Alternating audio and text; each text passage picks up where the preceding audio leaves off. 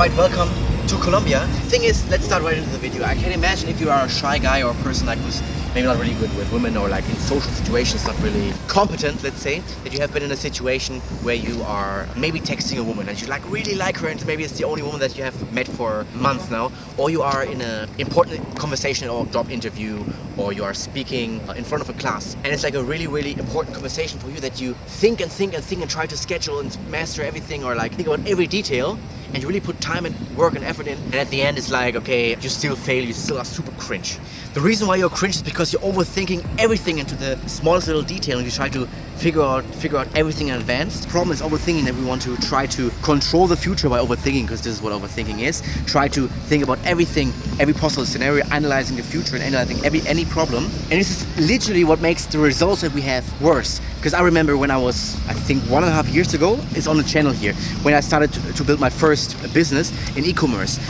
I had my first product and I wanted to bring this onto the market. For a month I checked the numbers, like, is this product really selling? I did the marketing, I was like thinking about the marketing again and like, okay, how can I change little words to make the marketing better? And is this really a good product? Okay, let's work on other things. And then I worked on little things that aren't really like important for the business growth, just because I was overthinking and I was trying to create how can I improve this even more to not fail, to control the future. And to basically, like, again, let's control the future because of fear. So this is the first downside of overthinking, that we usually have worse results because we care too much about the outcome itself. The second downside of overthinking is that it really makes quick improvement impossible. Not only because it takes time and we think so long, but usually it takes time because if we look at the, let's call it the cycle of improvement or whatever to make a cool little word up, we have improvement through feedback and we have feedback through some sort of action that we do in the world. If we overthink too much, we don't never take the first step, we never do the action step, we do not get feedback and we do not have enough like material to improve.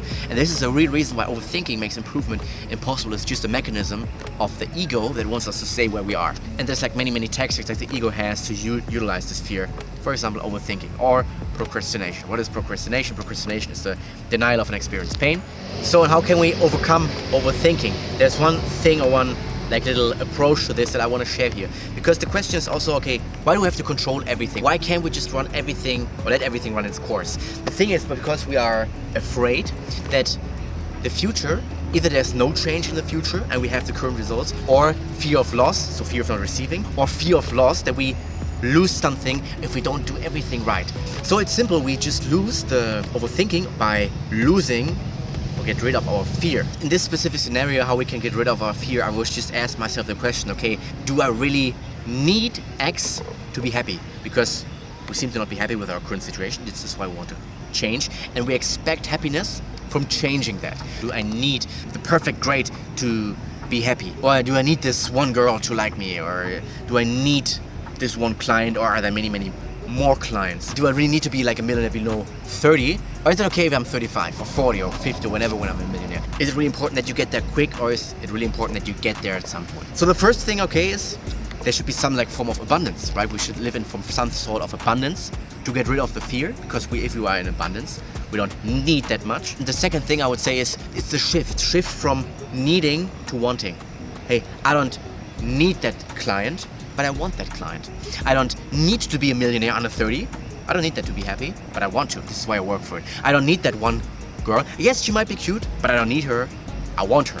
Not needing but wanting really changes your behavior. It changes from you to not being this needy anymore, and results thereby in you actually achieving it quicker. And more importantly, it stops the overthinking, because you say, hey, okay, it's cool if I like her, living in some sort of acceptance also. It's cool if she likes me, it's cool if she doesn't like me, I will find another one. It's cool if I'm a millionaire under 30, it's cool if I get to $1 million by 35. Then it's really relaxed you, it really stops the overthinking, saves you time, have better results for you. And this is why I hope you liked this video. I hope this was something valuable for you, and let's stop the overthinking and see each other in the next video. What do you say? Let's do this. Buenas noches. Ciao, ciao.